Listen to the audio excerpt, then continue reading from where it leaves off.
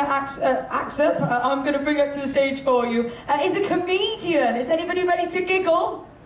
Yeah, me too. So ladies and gentlemen, please welcome, all the way from Leicester, please welcome to the stage the lovely Debra. Go on here, Debra.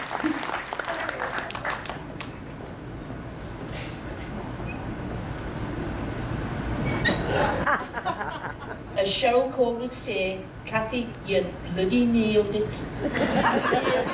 Hi, my name's Debra and I'm from Leicester, and I want to tell you a few stories about my friend Kath. Kath is from Middlesbrough, Billingham, and she was on the P&O Arcadia last year on a world cruise. She was just sailing through Somalian waters, and the captain on the bridge was the first officer, and the first officer said, "Captain, there are 3 Somalian pirate ships on our port side." The captain said, "Officer, go and fetch my red pants." "Why do you need your red pants, Captain?" He said, "Because if there is a skirmish, a battle, and I'm wounded, nobody will see the blood. Nobody will see me bleeding, and we will win the day." Anyway, they got through that skirmish unscathed. 3 days later, the officer on the deck, "Captain, Captain, there are 124 Somalian pirate ships on our port bow." "Officer, go and get my brown pants."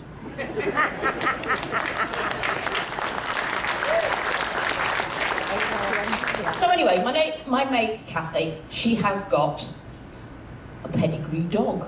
It's a schnauzer. Everybody know what a schnauzer is? Yes.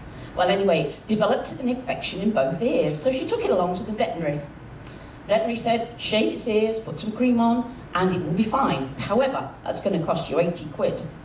And after that, it's going to come back. So what I suggest you do is take yourself off to the chemist and buy some of that lady's hair removing cream and rub it in its ears twice a week.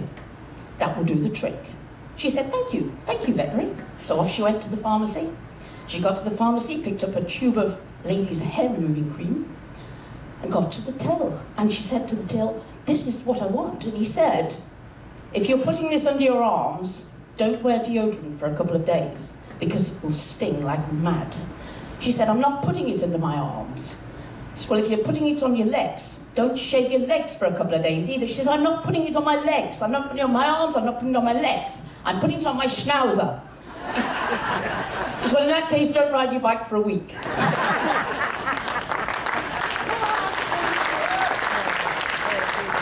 Any Welsh in the audience this afternoon? Okay, Kath's got a friend in Wales. Her name's Bronwyn. She works in a factory, and she turned up Monday morning, as usual, and her friend said to her, "Do you have a nice weekend?" She said, "Oh, a lovely weekend." She said, "David, my boyfriend, took me to the pictures." He said, "Oh, it was great. He bought me a big bag of pick and mix. And we sat on the back row, and he put his arm round my shoulders like this, and I laughed. Then he put his hand inside my blouse, and I started to laugh. And then he put his hand inside my brassiere and started playing with my nipple. And I said, oh, I laughed and laughed and laughed. Then he put his hand on my ear, but down my ear, on my leg, up my skirt, inside my panties, and I laughed and laughed and laughed. I said, "What are you laughing for? What is so funny?" He said, "My sweeties were in my coat pocket all the time." Anyway, Bronwyn's got two other sisters, Fanny and Megan. And the thing about these sisters is they all got big feet.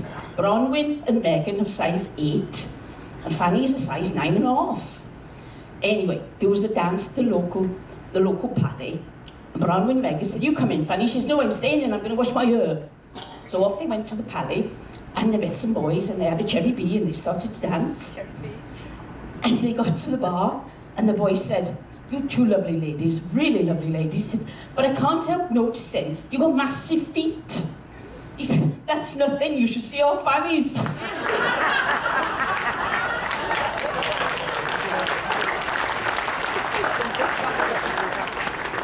Okay, Kath's sister lives in the US, and her brother is an officer of the police, and he's in the DEA, which is the Drug Enforcement Agency. And his job is to go around all the ranches and check they're not growing any illegal crops. You know what I mean? So, he gets to the farmer and he said, hey, I'm from the DEA and I have a badge here. Says I can go anywhere I like, searching your farm for illegal crops. He said, that's fine, officer, but don't go in that field over there. He said, I have a badge, man. Says I can go anywhere I like. So, don't go in that field over there, man. So what does the policeman do? He goes in that field over there, he turns the corner, and it's a massive Taurus bull, 40-ton, struck at the earth, and snorting at the nose, and he chases him down the field, chasing. And the policeman's in fear of his life, and he shouts to the farmer, help me, what do I do? He said, show him your fucking badge.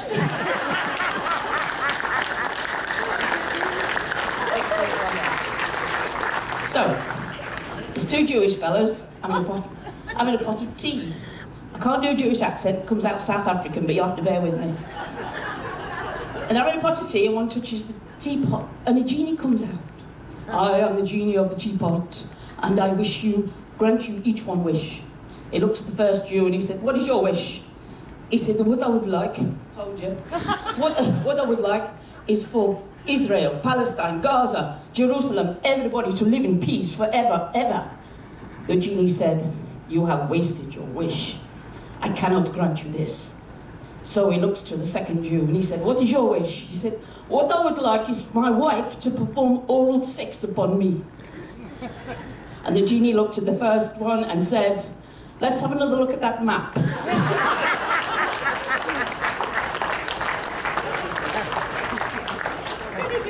So, I'm working from the US, and I'm from Seattle, and I work for CNN. My name's Sarah.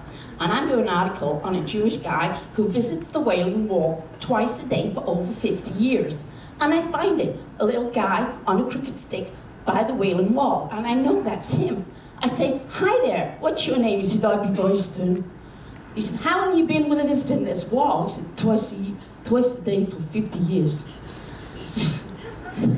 He's standing there. He said, and what do you pray for every day, twice a day for over 50 years? He said, the same, I pray for world peace. I pray for our children to grow up and respect their fellow man. And I pray that everyone will love each other and everyone will... He said, how has this been going over the last 55 years? He said, it's like talking to a brick wall.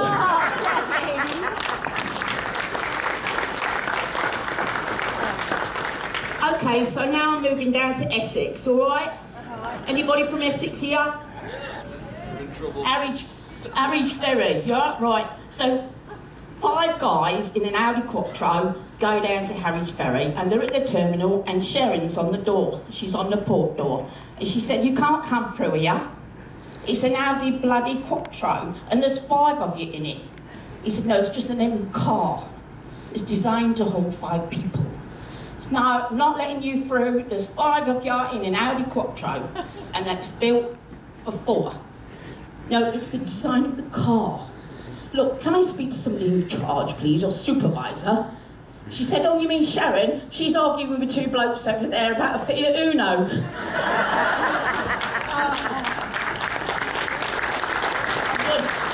I'm done. Ladies and gentlemen, Debra! You know it's a little terrible. You should be wearing